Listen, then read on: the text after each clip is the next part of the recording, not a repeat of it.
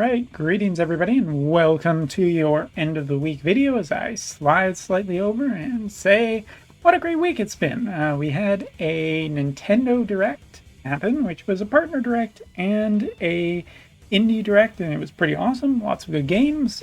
Shout out to the Castlevania DS collection, which came out and I got, and it's pretty awesome.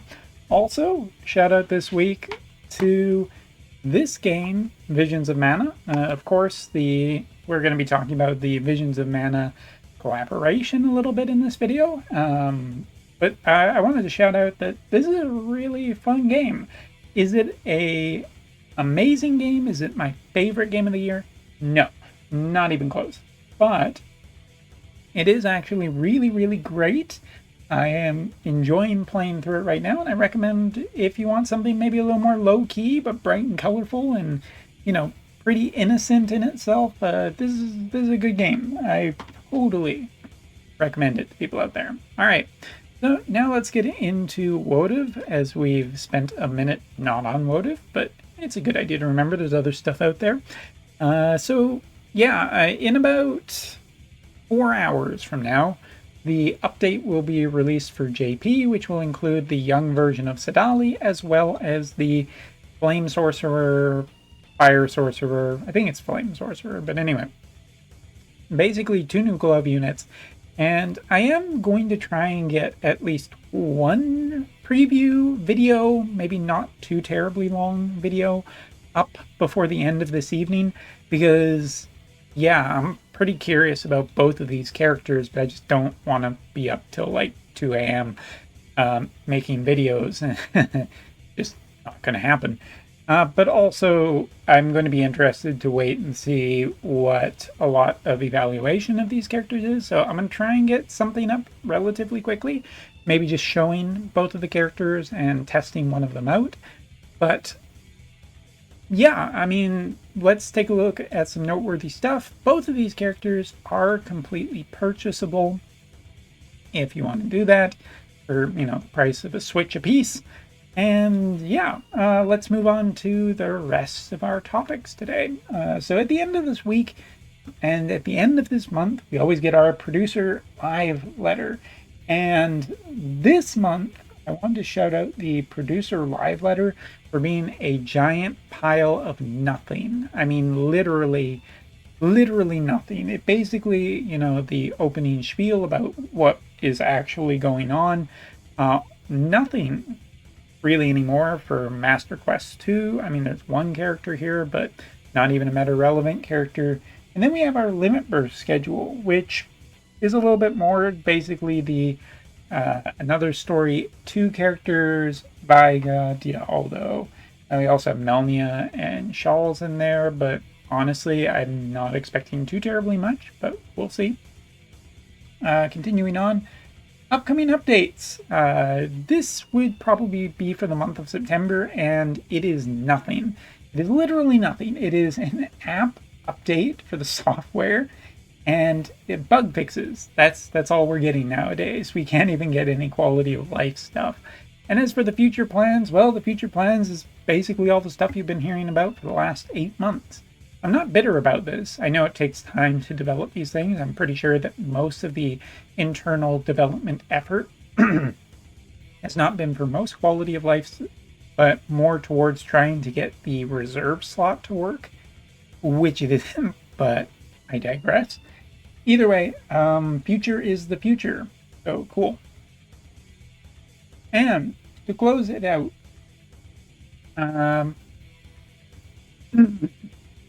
basically talking about the login failure, about the malfunctions with Guild Wars, that they are trying to do their best, and they want to do more collaborations. So when I said that this month's producer live letter is a nothing burger, sometimes sometimes content creators like to embellish these things, but not this time. This is literally why did you even bother writing this? I mean, the limit burst updates most of the time aren't noteworthy enough to keep up with the power creep. There aren't really any upgrades for older characters that are anything meaningful, and there's nothing in here to about anything to potentially get excited for in the month of September. So I do feel it's a little bit of a nothing. Well, no, it's a lot of a nothing burger. All right, moving on.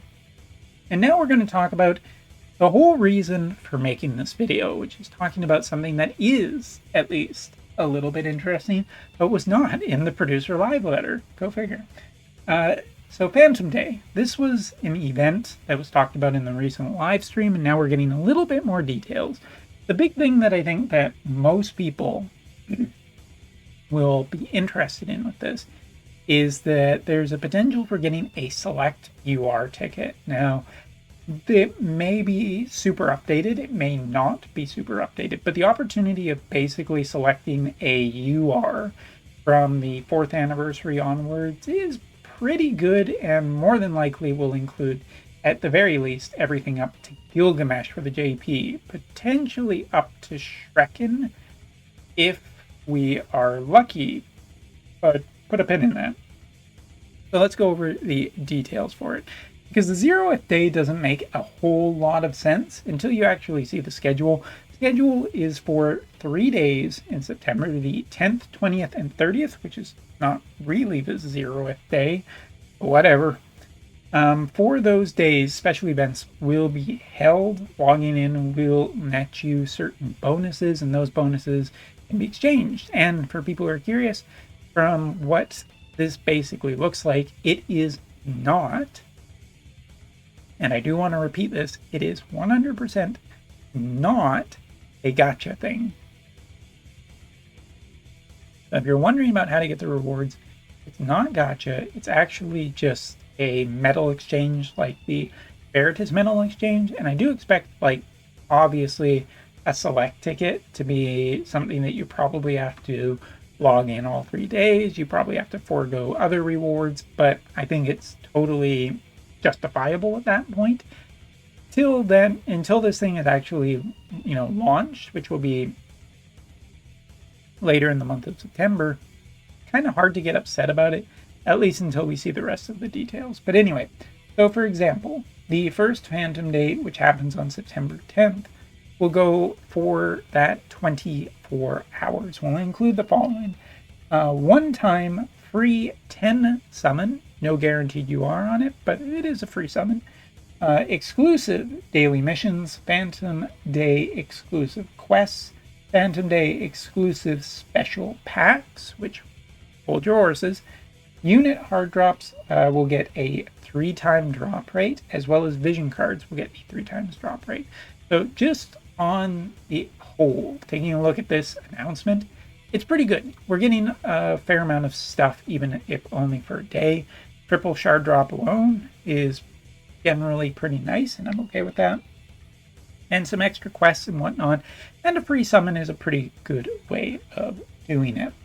Scrolling down a little bit further, so right here in this quest you will be able to obtain 8 attribute fragments of thoughts, the special best EXQ cubes, and some large stamina pots. And you can get Phantom Day medals that can be exchanged for various items at the special exchange. What those exchange rates are, stay tuned. Type of Phantom Medal days that will drop will change periodically, so probably every month. I can't imagine that this will be anything too unfair, but even if it is, use that day. I mean, that's essentially what this event is, trying to get people to log in more regularly for special events with better rewards. Seems like a pretty good trade-off. All right, and then Phantom Daily Missions. So these daily missions you can just do in your daily events. You can exchange for rewards such as Phantom Day UR Unit Selection Summon Ticket A, collect Phantom Day medals that can be acquired from quests and daily missions that are held on Phantom Day and get great rewards, so on and so forth. The exchange will run from Sunday, September 1st to January 9th, but according to them, this will change periodically, so we'll have to wait and see exactly how. But is what it is. Free summon temple is generally nice. And before people get too angry about pay to win, let's cover that really quickly. It's not. These packs are not pay to win. They're essentially very, very cheap Lapis packs with a few extra bonuses thrown in. And they are only available on Phantom Days, basically giving people who want, potentially a extra bonus to, support the game and whatnot. And I'm generally okay with this because looking just an overall evaluation before we see all the nitty gritty details once it launches, it seems pretty fair to, before exchange rates and all that, that this is just an event that will get people to log in on more days of the month, get people more interested, and give people free rewards, which at this point, like, none of this is really breaking the bank, I can imagine too much.